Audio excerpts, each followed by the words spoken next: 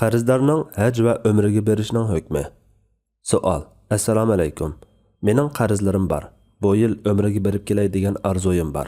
Barsam bo'lamdi yoki oldi bilan qarzni qaytarishim kerakmi? Javob. Va alaykum assalom va rahmatullohi va barakatuh.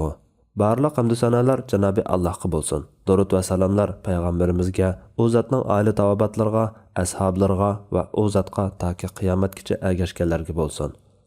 Sözlük ma'nosi ziyorat, avod qilish va barpo qilish deganlik bo'lgan umra fiqhda ihramli holda Ka'ba-i muazzamni tavob qilib, Safa va Marva orasida sa'iy qilish bilan ado qilinadigan ibodat bo'lib, umra to'g'risida so'z aytishdan burun shuni ta'kidlash kerakki, haj islomning 5 asosining biridir.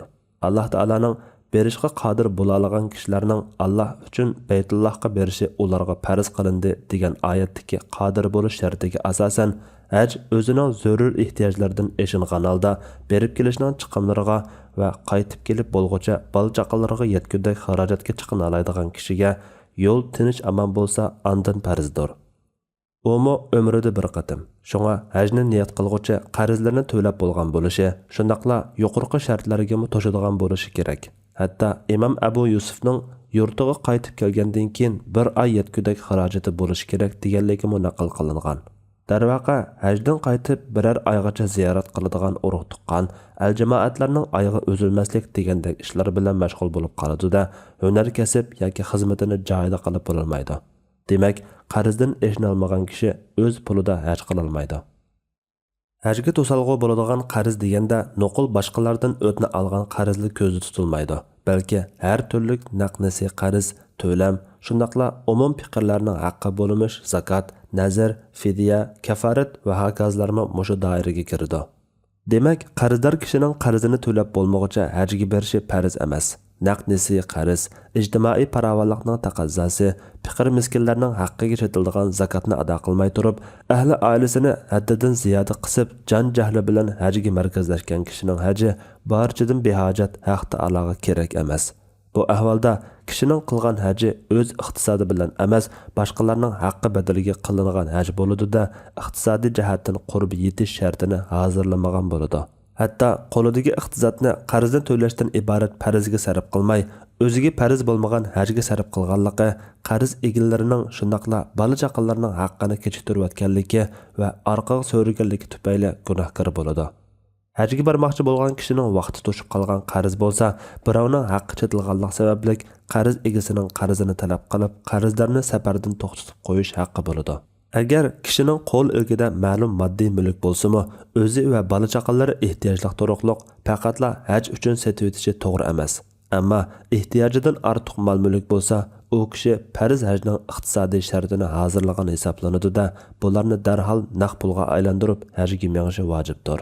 Hajga berib kelish o'tmishdala emas, kunimizdami ko'proq rasxot va vaqt talab qiladigan bir amaldir. Haj faoliyatlari va safarning ranji mushaqqatimi hojining tan salomatligiga aziyat olib keladi. Hatto kishi bu safarda yoki shaytonga tosh etish va Arafat turish jarayonidagi qistonchilikdan yoki har qanday bahona sabab yoki sababsizla Rabbining huzuriga ketib qolishi mumkin. Qarzdor hoji alimadis o'lib ketsa, agar qarz hujjatlanmagan bo'lsa, varislar qarzdan tinib olishi mumkin. Shunga qarzdor turib hajga bormoqchi bo'lsa, qarz egalarining ijozatini olish kerak. Agar qarz egalari muhlat berib, qarzni kechiktirib to'lashiga rozi bo'lsa, shundaqla hajda yoki yo'lda o'lib ketsa, qarzdan rozi bo'lib ketadiganligini aytsa, ondan barsi bo'ladi. Shundaqdami qarzni qaytara olishiga ko'zi yetishi va ishonchisi bo'lishi kerak. Balkim haj safari uninga halol yo'l bilan kirim qilish yo'lini ochib o'tishi mumkin. Shundaqdimi hajga berib qolsa, qarzlarni qaytara olmasligidan ansirasa yoki hajga ketganlikdan ishi va kirimi to'xtab, qarzni qaytara olmaslik ehtimolligi cho'ng bo'lsa, yanada bormasligi lozim. Ba'zi olimlar to'lash vaqti kelmagan yoki uzun muddatda qarorlik to'laydigan qarz bo'lsa, qaytganda to'lashga ko'zi yetsa, qarz egasidan ijozat so'ramasa bo'ladi. Ammo bu borada vaziyat yozib qo'yishi yoki bir necha kishini xabarlantirib qo'yishi shart deb qaragan. Agar kishi qarzini to'lamay hajga borgan bo'lsa, qilgan haji inovatlik bo'lamdi deganda Imom Ibn Qudama Alloh uning rahmat qilsin. Gadinida bu turli haqlar bo'lgan kishi haj qilib bu haqlarni zoya qilib uning haji to'g'ri. Chunki bu haqlar yanada uning gadinida degan.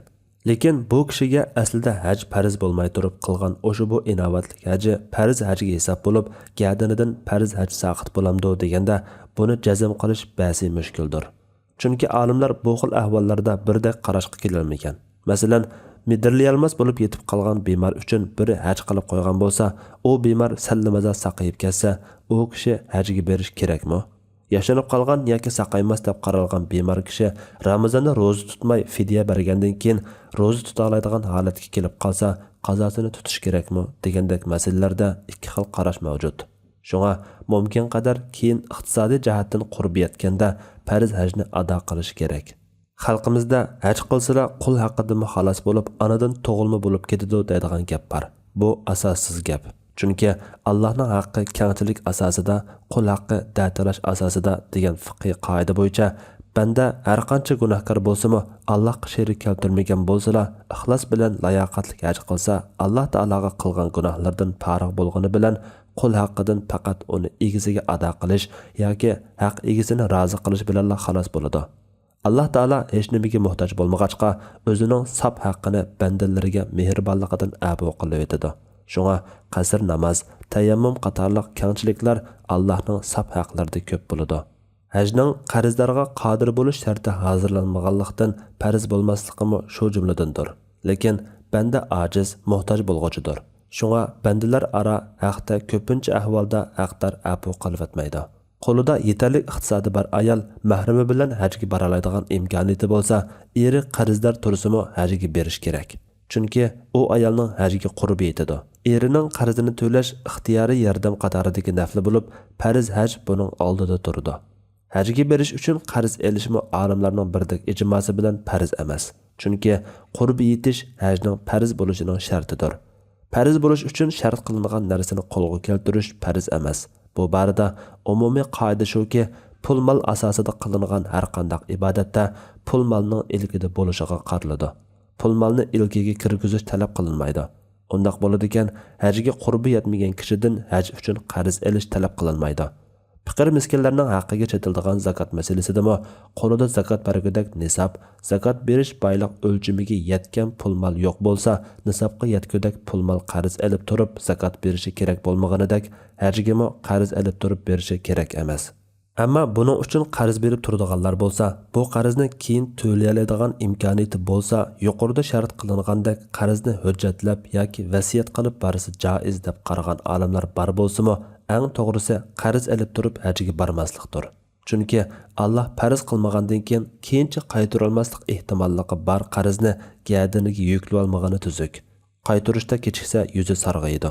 Qaytara olmasdan dunyodan ketib qolsa qarz gadinida qoladi. Abdullah ibn Abi Avfa raziyallohu anhumadan kishi qarz elib hajga borsa bo'lamdi deb so'ralganda, qarz olmay ishlab Allohdan rizq tilaydi, hajga bormaydi deb javob bergan. Imom Shafiiy bu haqda aytadi: Ilkida qarz so'ramasdan haj qilgudek iqtisodi bo'lmagan kishi berishga qodir bo'la olmagan kishidir. Ammo mol-mulki bor bo'lsa, bir qismini setish kerak yoki shu mol-mulkini ra'na qo'yib qarz elib haj qilish kerak. Turadigan uyi va xizmatchisi, shunaqla hajdan hayot qaytib kelguncha bola-chaqalarning oziq-turuq xarajatlari bor bo'lsa, hajga berish kerak. Hajga berish chiqimiga xarjlasa, bola-chaqalarning turmush xarajatlariga yetmaydigan bo'lsa, bola-chaqalarning turmush xarajatlariga xarjlashi hajga borgandan zarur deb qarayman. Vallohu a'lam. Safardagi chaqda bola-chaqalarga ketarlik turmush xarajatini taq qila olmagan kishiga haj farz bo'lmaydi. Sufyan as-Savri rahimahulloh aytadi: O'lib ketsa qarzini to'ligidek mulki bor kishi qarz elib hajga borsa bo'ladi. Taqi haj qilib boqmagan, hech qanday mulki yo'q kishining qarz elib tilab turib hajga berishni to'g'ri topmayman. Shundoq, haj qilib qolsa yoki yallanib ishlab yurib haj qilsa farz hajga hisob bo'ladi. Endi umr qilishning hukmi ustida to'xtaladigan bo'lsak, olimlar tunja qatimdan keyin qilgan umrining farz emasligida birdek ittifoqdir. Hanafi va Malikiylarda mo'tabar qarash umrida bir qatim umr qilish sunnati muakkida desa, Shafiiy va Hanbalilarning qarshida umrida bir qatim umr qilish farzdir. Farz degichilar haj bilan umrini Alloh uchun to'liq o'rinlanglar degan oyat va mu'minlarning onasi Hazrati Aishadan ayollarga jihad kerakmi deb so'ralganda Rasululloh sallallohu alayhi va sallamning shundoq, ularga ichida urush yo'q bir jihad kerakdir. Haj va umra deganligini rivoyat qilganligini dalil qiladi. Yuqorqi oyatdagi amr Hanafi va Malikilarning qarshida allaburun boshlab bo'lgan haj va umrini tamomlashga qaratilgan bo'lib, umrining sunnat amalligi haqida Rasululloh sallallohu alayhi va sallamdan umrining vojib yoki emasligi so'ralganda u zotning yo'q, lekin umr qilishinglar texmi fazilatlik degan hadisini dalil keltirishdi. Yig'ib aytganda, mubodo bir qatim bo'lsa-mu umr qilishni hajga o'xshash farz desakmi, qarzdor holatda umr qilishning hukmi yuqorida aytilgan mutlaq farz amal hajning hukmidan chiqib ketolmaydi. Farz emas degan qarashni tutgan taqdirda texmi shundoq. Allah eng to'g'risini bilguchidir.